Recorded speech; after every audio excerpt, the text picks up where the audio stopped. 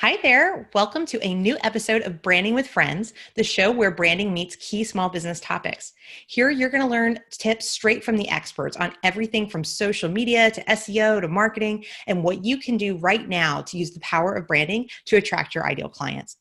I'm your host, branding expert Annie Franceschi of Greatest Story Creative. I help small business owners tell their story and show their value through branding. I'm also a former Disney storyteller, professional speaker, and the author of the best-selling book, Permission to Try. And today, I'm going to introduce you to one of my friends in the business world. If you've ever wondered what the heck SEO is and how you can use it for your small business website, you're going to love today's episode. My guest today is the amazing Meg Clark. Yay! Meg is the owner and founder of Clapping Dog Media, where she is a master at growing organic web traffic. By using data, proven techniques, and years of experience, Meg and her team help to turn web visitors into raving fans that stick around. Meg is a passionate cheerleader for businesses. She teaches entrepreneurs how they can harness the power of Google so that they can make a larger impact in the world. When she is not learning the ins and outs of the latest algorithm update, Meg enjoys playing with her 3 boys, husband, and of course her golden doodle and company mascot named Vader. Meg, welcome to Branding with Friends. Wonderful. Thank you so much for that kind introduction. I am so excited to be here. Excellent. I'm so glad you're here too. And today we are talking about your wheelhouse. So we're talking about SEO. If you don't know what that means search engine optimization. Yeah. And I know you're going to be sharing your top 3 tips for business owners so that how they can grow their business using SEO, taking something very practical away from today's episode. We're going to have Meg share those tips as we go today, but she's going to hold that very last one for the end of the episode. So make sure to stick around to the very end so that you get that last of these awesome 3 tips. So Meg, as we're gearing up for that sort of first big tip you would tell somebody, could you tell us a little bit about, how you developed a passion for something like SEO and sort of how you got into this world in the first place? Sure. So I was a designer. I was a graphic and web designer. I went to school for that. And I spent years working at a big agency. I'm in Northern Virginia, and I worked at a big agency in DC for a long time. Then, kind of as times goes, we adopted boys, and then I got pregnant. So I had 3 boys in a really small amount of time. And so I stopped driving downtown. I stopped working in a professional aspect. I quit my job. And so I was home and was just kind of getting used to my new role. And after about a year or so, I really missed design. And so I started to create branding and logos and websites for other women who were in kind of a similar story, who had a career, stayed home and had children, and were launching like a side hustle or a passion project. Mm-hmm. So I really had a connection with these women who were going on no sleep, peanut butter and jelly, and we're just trying to make it work. So this was many years ago, 2012, 2013. And so I started designing websites for these women. And I loved it. I loved our kind of connection. And what I soon figured out was they could have a wonderful service or product that was priced well, coupled with a beautiful design, but it didn't really matter because they weren't getting traffic. And so here I was, all emotional from having all these children, and so sad because the people were investing in me, and we thought, oh, a great design is going to, just change the world. And if you build it, they will come, right? Right. And it works for a large degree. You really do need a good design, and it needs to be user-friendly, and it needs to be very accessible. But if you're not pulling in traffic from people who are searching, it doesn't work. And so after a few websites where this happened, I had one client in particular who I really loved and I really felt for, and she really needed her side hustle to work. They needed it for their family. And we did everything we were supposed to do, and she got no traffic, and my heart was broken.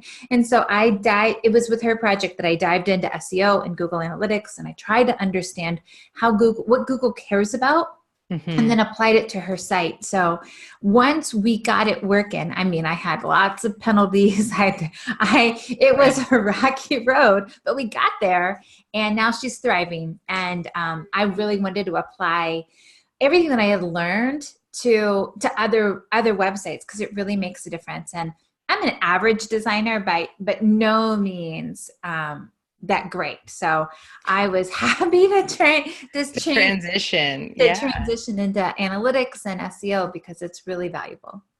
Yeah, and that's such a funny story because around 2013 was when I was getting started in branding too. So we were sort of both in that branding world. And it Mhm. sounds like you kind of came to this place where you saw the value in the right design and in the right products and services. But if no one sees it, what's the point? And Right. so, SEO is one, not the only way to market your business, and is so powerful if you know what you're doing. But so many of us don't know what we're doing, or we put the wrong emphasis on it.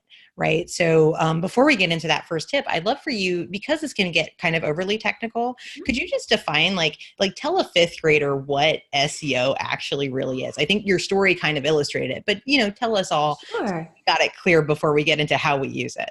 Right, and I love that. So SEO is really just your findability by Google. It's not paid search. It's not social media. It's a layer of your marketing, and it really is just a series of tips and techniques that we can do to be more findable by Google. And it does have the scary negative connotation that it's like snake oil, but Right. really, Google is a business, and it has its primary job is to provide really good search results for all of the searchers. And they're not trying to be sneaky. It's just that there's over 4 billion Google searches a day, and there's like 300,000 new posts or pages uploaded every second. So Google is like trying to figure out how to crawl and categorize and learn where all of this information is quickly, so that Mhm. when somebody Googles, they have a good option to give to the searcher. So when you understand what their task is and how and what they really just want to provide good answers, because they've competitors too, like YouTube. YouTube is the second largest search engine in the world. Wow. They just want to provide good answers. So SEO for a fifth grader is really just how to make your site findable by Google, so they can easily crawl you and know where to put you in their memory. Thank you so much. And I know, we've known each other for a few years now. And I think one of your great talents, there are a lot of people who work in SEO, but, Meg Clark knows how to explain it in a way that most of us get it. Because many of the small business owners that I work with at Greatest Story Creative often are not tech savvy. They are struggling with technology, and they're like, they know SEO is important, but they don't even understand what it is, let alone how they apply it. So sort of Right. on that, and with this being your key expertise and you being so gifted at distilling it to what matters to the small business owner, what would be that first sort of most important tip that you would tell a small business owner about optimizing SEO? Sure. And really, you're going to be like, that's not really a tip, but really, it's knowing what you want to be found for. If you have to have, I often say that SEO is a little bit like going to therapy, because I really encourage my clients and you to understand who you are and what you want to be found for, and then be true to that. Google can't read your mind, Right. and it can't kind of assume things. So if you say that you are, like for me, I am an SEO consultant who helps creative entrepreneurs be found by Google, then I need to exude that in all of my communication. As I said earlier, SEO is a layer of your marketing. It isn't, you can't put all of your eggs in that basket. But it is related to and tied into the content and how you tell your story on your website. It's very tied into social media and how you tell your story online. And it's kind of that foundation. Once you know who you are, how you want to be found, and who those clients are that you're trying to reach, it Preach. works with your website. It goes into your content marketing. It's really just the foundation and a tool for you to kind of get those users from Google. So my first tip is to know who you are and know what you want to be found for, and then take up that space, be that person, be that business. I think that's such a beautiful, not only is it a great tip, but it really reinforces, I think, the power of branding. And that's part of why I started Branding with Friends, is that you have just illustrated how branding connects to SEO very clearly, which is it's not about fancy algorithms or how many blog posts you're going to write, which everybody thinks it is. It's about the keywords, right? It's all about my keywords. But if you don't know as a business owner and as a business, what is your story? What do you want to be found for? This is the primary struggle I help people with. I create a story, but from writing your message, creating your logo, creating your fonts and colors, putting together the website in the first place. So, often I have people go, I need a website, I need the keywords, I need this. But right. is to make some decisions about what it is they want to be known for and found for. And the answer can't be everything. Right. And the people can't be everyone. My dad is always fond of telling me, like, if you try to be everything to everyone, you end up nothing to nobody. Right. And I worked with Meg a few years ago to optimize the SEO on my Squarespace website, and we had a phenomenal experience. And this was something that you were very true to, Megan. Your strategy is, well, what did I want to be known for? And I realized that in many ways, even though I'm very clear on what my story was with my website, I wasn't telling or thinking about, even in my, thinking I could be confusing Google. Google, right, in some ways, is sort of this weird personified thing of, well, what are we telling Google we want to be known for? So I think that's a fantastic tip. Mm-hmm. And it comes back to, you're probably not ready to do SEO if you don't know who your ideal clients are. You don't know what you want to be found for. So you can be reading and spending all this time working on your SEO, and it cannot be useful to you if you don't know what your goals are. That's exactly right. I do get a lot of people who come to me and say, oh, I'm a success coach. And I'm like, super, I love success coaches. I love success. But what does that even mean? Like, are you a success coach for writers or for health and wellness or for yogis or for branders? Like, what does that even mean? And so really kind of like throwing away, and like they often say, well, I could work with anybody. And I'm like, well, that's neat. But really, you don't need 1,000 clients a day. You need a couple really solid ones. And so who are those people? So it really is a lot of internal work and a lot of knowing where your niche is and who you want to be. And once you get there, then we can tell Google all about you. But until you're there, SEO is not super helpful. Yeah. And I think that really identifies where people get stuck. People get real stuck on this stuff, and they get caught up in what I often call a tactic tornado. So they get overwhelmed by these tactic tornadoes, and soon enough, they get wrapped up into that black hole of marketing.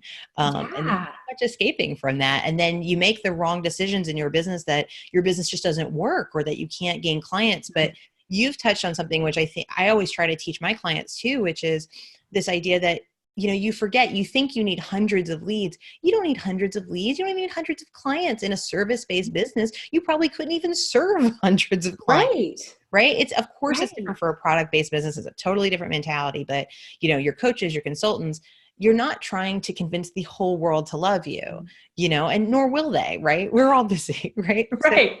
So it's really about making those connections. And I think the great example of the success coach is perfect.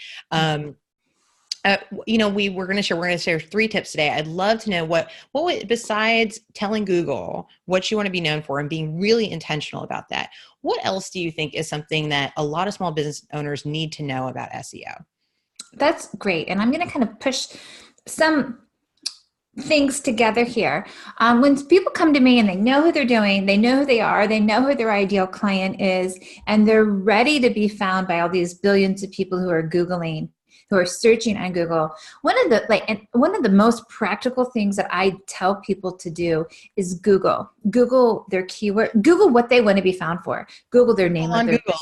Yeah. I mean, we're trying to get ahead on Google. So we really need to understand how Google sees you and sees your space in the world. So I encourage people to Google what it is they want to be found for. Google their name, like my name, Meg Clark, is not my business name. So I Google my name, I Google my business name, and it really gives me an idea of how Google sees me within the world. And then I take this information, I say, man, Meg Clark is kind of a common name. So nobody finds Meg Clark, or there's lots of Megs. How do you know which one is right? So then I work on my brand, and I was like, okay, look, there's not another Clapping Dog Media. So that's why, honestly, that is why my business is not my name, is because there's too many Megs to compete with. There's actually a very famous lawyer in California who's named Meg Clark, and she's written a lot, and she's gotten a lot of awards. And you don't want her to sue you because she's a lawyer. I would lose. Right. And so that was one of the things when I figured out what I wanted to do for my business, I made a name, because my personal name is not unique. So that's the first thing I tell people to do, is just get an understanding of the marketplace.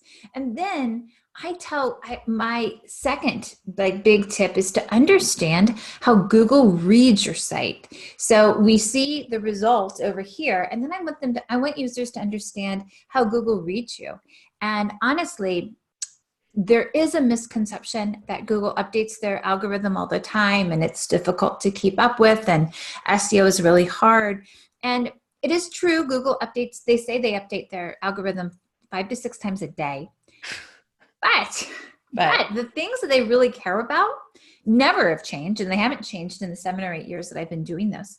And one of the biggest things that I want people to focus on is writing or having a good site title and page titles. If you have a really good name of your business, and within your post you have clear, easy to understand, and easy to categorize titles, then how Google sees you and how you fit in the marketplace and how Google reads you is really going to marry up. So I'm not talking crazy things. I'm just saying you need to have a headline on your homepage that says who you are and what you do and how you value your clients. Yeah. And then people will read these titles and headlines because they're big and prioritized, and they'll say, oh, this Meg Clark is an SEO consultant for creative entrepreneurs. And then they'll put me here. This is my memory back here. Google will put Clapping Dog Media Meg Clark here and lawyer Meg Clark someplace else, because I don't talk about being a lawyer. You're staking out your ground. I am claiming my space as to who I am. And then I'm telling users and the world. Google has this thing, and I'm probably bouncing around too much, but Google has this value that they call, and it's called an EAT factor, which is weird, but it stands for expertise, authority, and trust. And so Google is trying to understand your EAT value when it crawls your website. So if you have authority, if you say who you are and you write about it, or you illustrate that you know that you're an expert in it, then Google's going to award you ranking points, because you are who you say you are. You're authentic. Yeah. Because you have to remember over half the web, there's this whole dark web thing that says they're one thing, but actually they're another. And so Google has to really determine, are you who you say you are? Are you legit? And if you say who you are and then you write about it, Google's going to award you with those EAT rankings. So would you say that maybe Google is like an internet bouncer? Yes, that is the best term. It is totally Google. It's whether it's going to let you into the club, whether it, it really is assessing, are you legit? Are you credible? Right. And I think so much of what you shared, I share with my clients too, because what I often tell them about SEO, because they place a lot of importance on it but don't understand it, is I say, you have to understand that SEO is a strategy and not a setting. Yes. It's not a clicking thing. It's really an overarching commitment. It's a commitment to knowing what you want to be found for. As Meg just shared with you guys, you want to do things like, when she says titles, that's literally the page title that you put into your website. And a lot of people forget to customize those. I think mine right now says NC Small Business Branding, so that when people are looking for those things, they can find me. And this is really where I think branding is so tied into SEO, because so many of the clients I work with, they want such a creative message that they're not being clear. And this is why being clear is so important, so that you can tell the internet bouncer Google, hey, I'm legit. This is exactly what I do. I'm not the high-powered lawyer. I'm the amazing SEO consultant for small business owners. So if small business owners be looking for SEO, come my way. And the other thing that I learned from you, Meg, that I teach to my clients as well, is that this extends way beyond your website, right? Absolutely. So, for example, like, it's not enough to just have your website and just live there. Like, showing up on a podcast, hosting an event, being featured in the newspaper, these things all have an online trail, and they're also influencing that, right? They're telling Google, hey, this person's legit, because they're not just showing up on their website saying how great they are. Do you want to talk a little bit about that? I would love to. That is absolutely right. And that leads into this eat factor, because if you say you're an authority in SEO and then have other websites who are in the same vertical, in the same market, who says, yep, she is, and then they link to me by just being in this interview, you're going to link to me. And Google's going to look at both of those, the weight of that SEO, and say, she is an authority. She does have expertise. So the more you show up to your authentic self around the web, Google's going to reward that. And traffic begets traffic. It's very similar to a new restaurant that opens up in your town. And if every time you drive by, there's a crowd and a line, you're going to assume that it has really good food because it's so crowded. And Google does the same thing. If you're getting a lot of traffic from various places, Google's going to assume that you have value and you're helpful to users, because people are always there. So if you are getting traffic from other sources that are not just Google, that's going to build on it. And Google's going to say, wow, she rocks. And I'm going to put her higher because it's reading the internet. So that just all goes back to, and that can affect your local marketing too. So that's the thing that people forget. I'm a huge advocate for not just living online, not waiting for leads to come into your inbox, but getting out in person, networking, hosting your own live local events. But remember that live local events have a presence online. So, I put an event on Eventbrite, that's how a lot of, like, I think you had a great tip earlier where we go and we search, what comes up when you Google your business name. You should know that.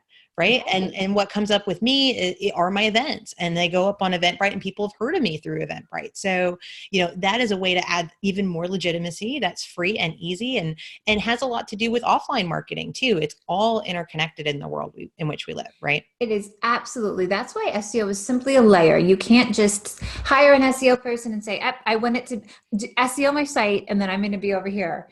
Like, that totally doesn't work. Yeah. It is an integrated part of your strategy and your brand strategy and your social strategy. And we're just a layer. So I can help you come up with how you want to be known in the world. But then once you have that, you're golden. You're good. Awesome. Fantastic. So we've been talking today. You talked to us about how it's so important to know what we want to be known for and know what we're going to look for on Google to want what we want the internet bouncer of Google to know about us. Right. And then the second tip being, like, being intentional about understanding the landscape. Where do we fit? Where are we already coming up in search, right? Are we optimizing those page titles and descriptions, and even knowing where to put those things? Are we putting them in and being clear? And we're going to get to that third tip, but as I promised, it's going to be at the end of the episode. So I do thank you so much for all your expertise today, Meg. And I know we have that final tip, but before we do that, I would love for you to tell us, if folks are interested in SEO. I know you work primarily on Squarespace sites, but tell us how the audience can connect more with you after today. Sure. I do WordPress, Shopify, and Squarespace. So I do, if you sell products, if you're on WordPress, whatever. So you can find me at Clapping Dog Media. I do a lot of Instagram stories, which is at Clapping Dog Media. I'm not awesome at doing the posts, but stories, I show up quite often. So you can check that out. And if you go on my website at clappingdogmedia.com, right on my homepage, there's a free audit. You just type in your URL and it comes up immediately with kind of how Google sees you. So that is a really good starting point. So if you are brand new to this, if SEO still feels like a foreign object, go check it out. Just do the audit. It's literally no obligation. You get nothing but a cool report that gives you an A, B, C, D, or F. If you get an F, Follow up with me. We'll get you You have fixed. trouble. You get enough for fantastic. You need to keep working on. Well, I think that's great. I'm so glad that you offer something like that. So again, guys, like Meg is so kind to come on today. You can connect with her at clappingdogmedia.com. We're going to have links anywhere you're watching this episode. But, of course, she's giving away this free audit so that, she already talked about how important that was to have a sense of what's going on with SEO. And now you know what it is. So we know you have to know what's going on with it. So I encourage you to take advantage of that free audit from Meg. And before we go, I so appreciate you being here, but we did have those 2 powerful tips. What would be your third and final word for business owners if we leave them with one more thing they can do to improve their SEO? Oh, that's great. My final tip, and I have a lot of tips, so I could keep going on forever, is to show up and to show up regularly. And then so keep showing up on social, keep showing up in real life, keep showing up on blogs. It makes a huge difference. Keep blogging.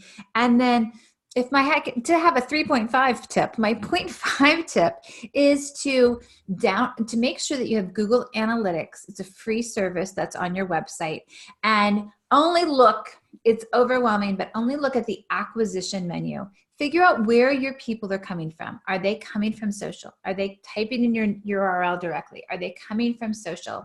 And you can really start to get an understanding of how your strategy is working and where people are coming from. So show up regularly and then take a peek at the acquisition menu within Google Analytics, and that will help you a ton.